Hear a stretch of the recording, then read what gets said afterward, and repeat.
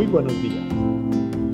Que todo hombre nos considere de esta manera, como servidores de Cristo y administradores de los misterios de Dios. Primera de Corintios 4:1. El espíritu de competencia que se había instalado en la iglesia de Corinto había sembrado gran confusión en la congregación. Algunos argumentaban que la persona que mayor jerarquía tenía era Pablo. Otros diferían y creían que el de mayor peso era Apolos. Las discusiones giraban en torno al aporte que cada uno había realizado al crecimiento de los hermanos.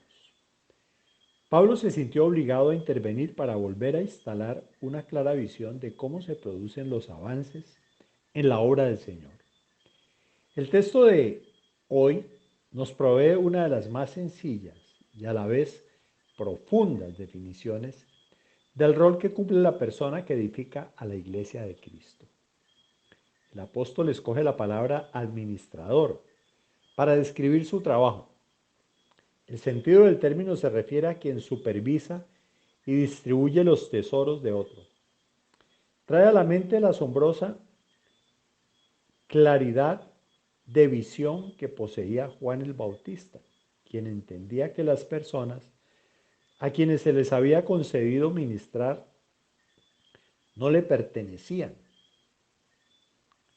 Del mismo modo, el apóstol Pablo, autor de algunos de los más extraordinarios tratados teológicos en la historia de la Iglesia, reconoce que nada de eso es fruto de su inteligencia, de su profundo estudio de la palabra. ¿Cuáles son los tesoros que administraban Pablo y Apolos?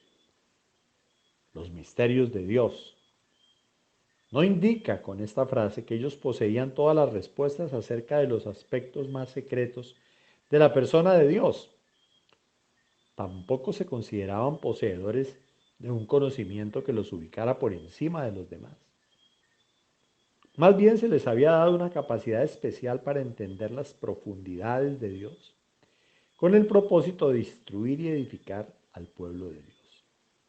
La frase que escoge la Nueva Traducción Viviente, la versión, arroja mayor claridad sobre la función que se les había encomendado, la tarea de explicar los misterios de Dios. Su perspectiva difiere marcadamente de un estilo de liderazgo que intenta acaparar el conocimiento para frenar el desarrollo de aquellos que potencialmente pueden llegar a constituirse en amenazas. La Iglesia durante siglos, imitando el modelo de los sacerdotes del Antiguo Testamento, alimentó esta brecha entre los supuestos profesionales y los laicos. El maestro generoso y bien orientado entiende que lo que ha recibido como una revelación especial no es para él, sino para ser compartido con el pueblo. Se deleita en abrir los misterios de la palabra, no con el propósito de informar, sino para la edificación de todos aquellos que aspiran a seguir creciendo en el conocimiento de la verdad. No está en el negocio de curiosear en la palabra, ni en perderse en interminables argumentos que no aportan nada al crecimiento.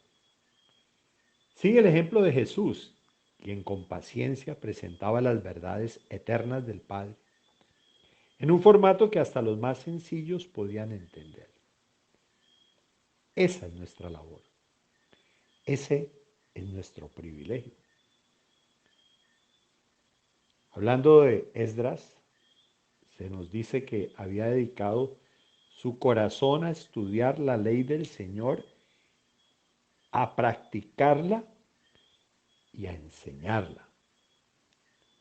Ese era su trabajo. Ese era su ministerio. Somos simples instrumentos en las manos de Dios. Cada uno tiene el privilegio de tener dones, habilidades, recibidos, aprendidos, no importa. Todo es para edificación del cuerpo de Cristo. Dios es el que revela. Dios es el que da el crecimiento. Hay gente que le gusta utilizar un lenguaje rebuscado. Creo que a algunos les llama la atención ese tipo de lenguaje y seguramente lo aprecian. Para otros es complicado porque no entienden. Creo que entre más simple podamos compartir las cosas, es mucho más efectivo. La muestra el mismo Señor Jesús. Hablaba de una manera muy sencilla. Él sí que hubiera podido impresionarnos con términos, vocabulario, nos hubiera podido descrestar, como decimos coloquialmente.